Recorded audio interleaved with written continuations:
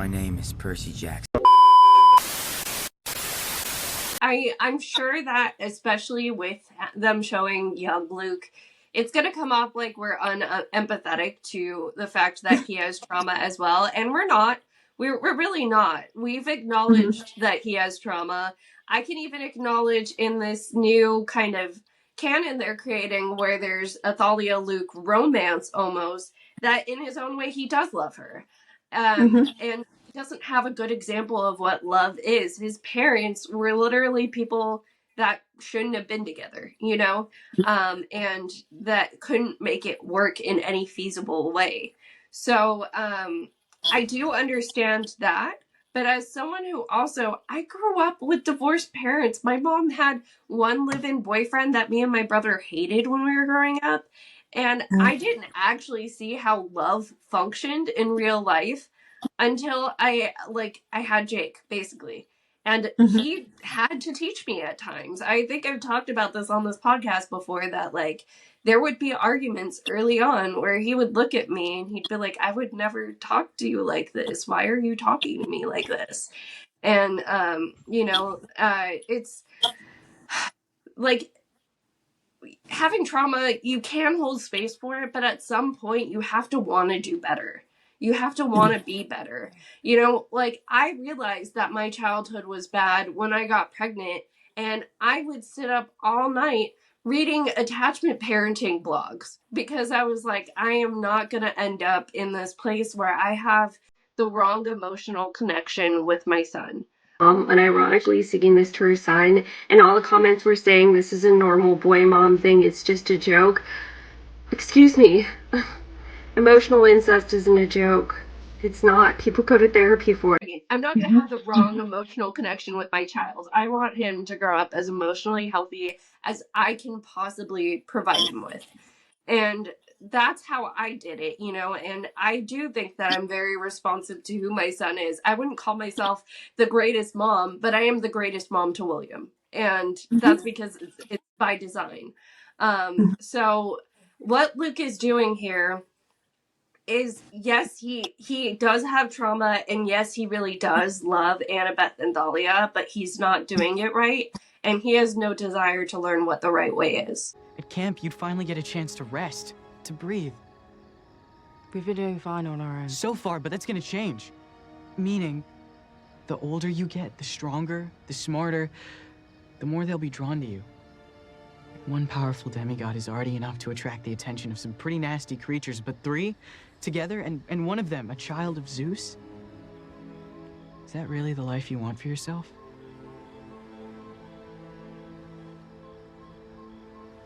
For her?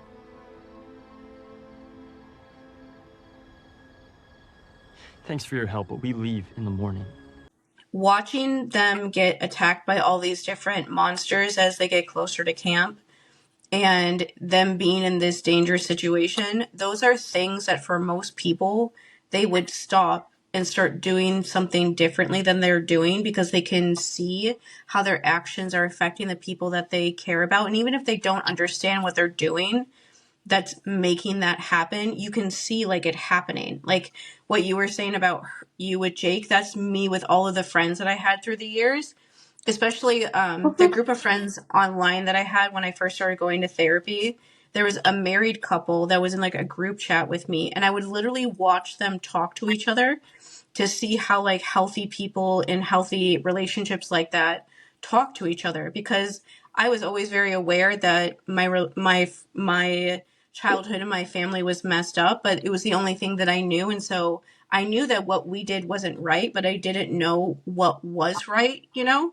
And so I would literally watch other people, other like friends who had other friends or other relationships, and how they would talk to each other to try to figure out how you're supposed to do that by watching them. I would like watch TV shows to try to see how relationships would work there, to see how you're supposed to act in them, because I knew that the way I saw wasn't right.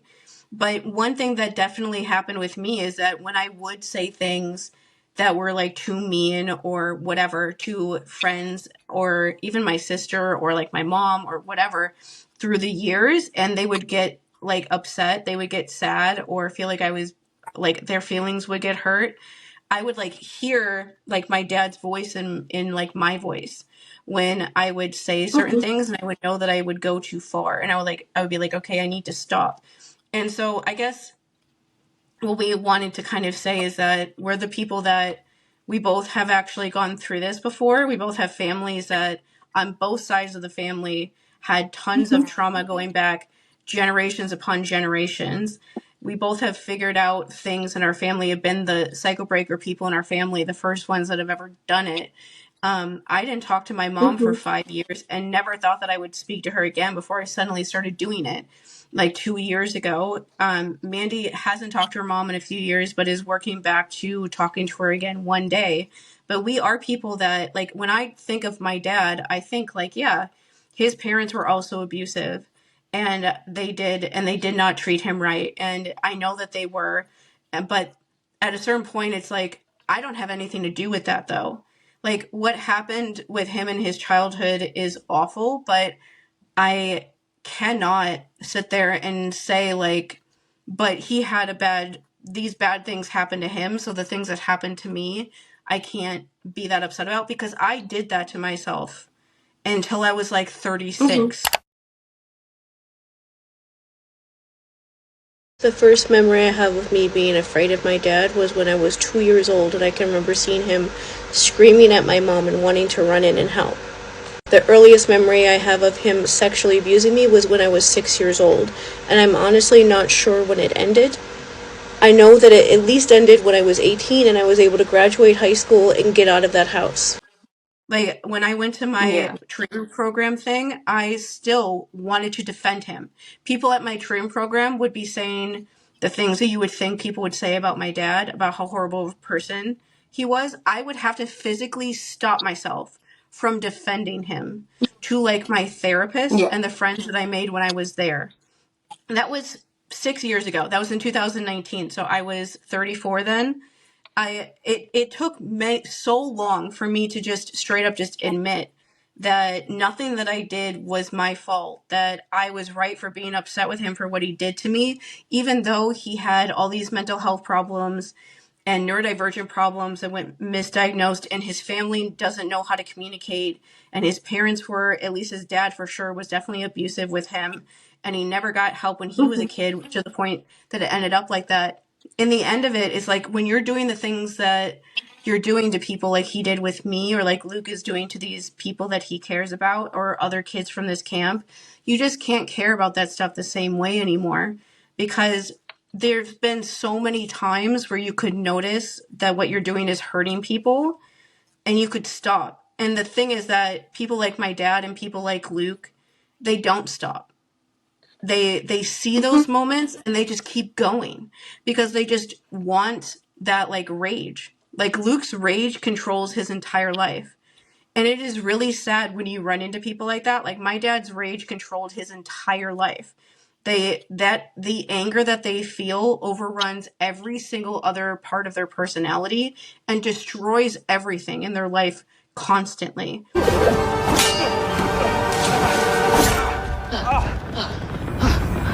Sorry. I didn't mean to. So that's why you poisoned Dahlia's tree, to force a quest for the fleece. That's why you destroyed all that's left of your oldest friend. You didn't know her. Like, he wasn't a raging monster all the time, in the way that Luke isn't a raging monster all the time either. That's what makes it hard with people like that. They're not like that all the time. Yeah. But I think that's what gets in people's heads. They just want to believe I must be wrong about this person. There must be something redeemable about them. But sometimes there just isn't. And Luke is somebody that, at least how Rick has always described him, is somebody that purposefully chooses not to let himself be redeemed. Like, he is making the active choice not to do that. And that's the important part of his story that I feel like has gotten somewhat lost through the years. I'm not even sure, like, why, but it just has, from the way that people talk about him. One empathetic thing I do want to say about people like Luke is that when young guys are pressured to be kind of the man of the house too early, I do think that that really messes with them more than we notice, you know, being the only boy in a household with a single parent, with a single mother.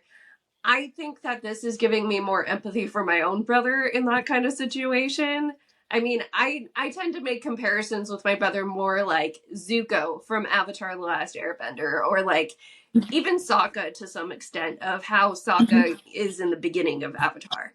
And that is a very, very rough position for boys to be in, the responsibility they feel, you know, because of everything it's supposed to be mean to be a man. You have to be the protector, you have to be a provider, you have to be all of these things. And trying to take on that role too young clearly is not a good thing for boys. And so I do want to show empathy for people who've been in that position. Like Thalia's bracelet. Yes, like Aegis. But this is from Kelagia, goddess of stealth. You hide while wearing this, monsters can't find you. But I actually did that stuff. And that's part of why I don't have as much patience for Luke, is that I was that. Like, the whole thing of him being like a little like family person, like when I was like 12 till when I was like 17, even past that, I still have agoraphobia problems but especially during those years, I would be afraid to leave the house because I would be afraid that my dad would come over and he would hurt my mom and my sister when I wasn't there to stop him, because I was the only one that he would listen to. And so I would like go on like a walk with my Walkman when I was like 13, and I would come home sooner than I wanted to. I would go to the library, which is one of my favorite places, or like the bookstore, and I would leave hours before I really had to because I was afraid that he was going to show up and hurt them when I was gone. And that's a big part of why I still get scared about leaving the house. And so like I actually had to do that stuff.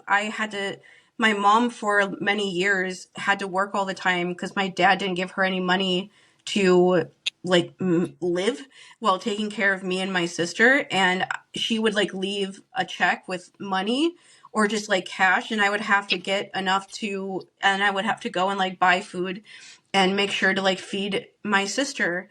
I feel like I raised my sister with my mom more than my dad really did anything. And I feel like her mom some of the time more than her sister, even though we're only 2 years apart, because there's so many things even now that she doesn't really know still, because I was able to like just hide that stuff from her. And so Luke being somebody that is in charge of this little family and is out there being like, the Annabeth shouldn't go to camp. Camp is a cult. I willingly stayed in that house when it was absolutely the worst thing in the entire world for me, and actively tried to stop people from finding out what was really going on. Refused to tell anyone anything if anyone did ask any questions for like a decade at least of my life, to protect my mom and my sister from him. Do you think I wanted to do that? Like, I absolutely did not want to do that. I would have wanted to leave, but I stayed there because it was the right thing to do to help them. Maybe I shouldn't have been the one doing that. No, of course not. But the fact is that I was in a situation like that where I felt like that was necessary. And I did that from the time that I was like 7 or 8 until I graduated high school. And so I know exactly what that is like. And that's why I'm like, no, I actually do this. And like, there are kids like me that do this, and we are not leaving our household becoming a rage monster like Luke. We're the opposite. We're usually people that cry all the time because we're scared of everybody and everything, and we just want to make everybody feel okay because we feel awful. And so that's part of where it comes from me too, is that I actually have lived a lot of the things that these people have. Is that I know that there's other people like me that have actually experienced that. And so when I see people saying like, well, Luke went through these certain experiences and that's why you need to like let it slide, I'm like, there are kids I know that are going through these things right now, and none of them are going to do any of the things that he's done or even think about it. And so I feel like weirdly defensive defending people who have been through that stuff before because I'm like, but I actually went through this before. It's not like a what if scenario for me. It was just my life. And that's where a lot of my anger with him comes from, of like, no, I actually know what it's like. and I made a different decision. You can make a different decision. You can say no. He just doesn't say no.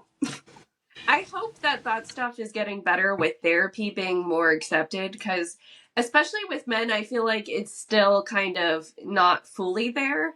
But like, there's something about the masculine experience and how they're conditioned to not like really be in touch with their emotions a lot of the time, that I think that like that's why it's easier for them to get corrupted, because you know, like, you have these problems, you're not allowed to ask for help, but then you have like weirdos on, you know, like back when we were kids it was more like chat groups and stuff, but now it's YouTube podcasters saying, well, your problem is all women, or it's liberals, or things like that.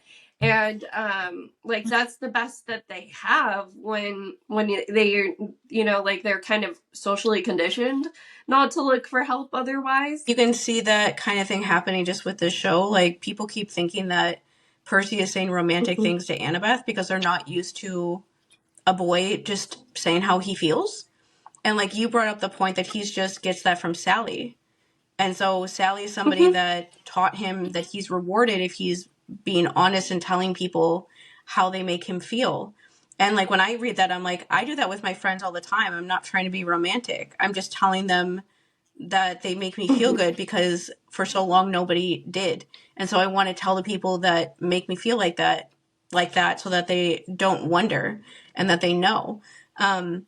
That's what I feel like Percy is doing, but people see it always as romantic undertones, even if they one day do get together when they're 13. Like, they get together in like 3 years. Can we calm down? But it's because they're not used to boys. That is a good point. They're probably not used to boys talking like that unless, and then it becomes this thing of like, so you don't think boys can say nice things to girls unless they're like romantically interested in them? Like, Percy would say things like this to everybody in his life, and he does. Recently been on record saying that you think some fans have been reaching when it comes to Percabeth stuff, knowing full well that episode 4 contains the entire scene of Percy and Annabeth talking on the boat, and Percy saying the line, "It took me only 2 days to see how special you are." Explain yourself. All right. Okay. This is not my fault. This is not my fault. This is one of the times where I've been like, guys, what are we doing? It's difficult too, because I feel like, I don't know. I've had to learn a lot about the way that people's, I guess, minds work from this job. So I guess it's like, I don't know. I never would have thought. Well, here's the thing. It's like, okay, that's a good question. Thanks. I don't know. I don't think that that's something that he wouldn't say to Grover. You know, I don't think Okay. that's something that he wouldn't say to Tyson. I don't, you know what I mean? I feel like this is like kind of like an overall, I mean, he's saying it to Annabeth, which is something, but at the same time, it's like, she is special. Like that is her. And I think, you know, I think she would say the same thing to Percy. And it just must be really hard to try to figure out how to show those things in a healthy way when everyone is telling you that's the way to be like healthy and like figure out healthy attachment and healthy relationships is to talk about your feelings. But then when people do, people read into all of these different motivations that you don't have. I think about that a lot too, of like younger boys that, like, I know people don't like to hear that kind of stuff, but it's just really hard for them to figure out the path of figuring that stuff out without falling into people making fun of them for one thing or another. Like, nobody wants to hear jokes whenever you share something about yourself and then hear jokes calling you like a girl, or are you in love with them, or are you guys gonna make out, or like, are you in a bromance and things like that. Like, just that's impossible.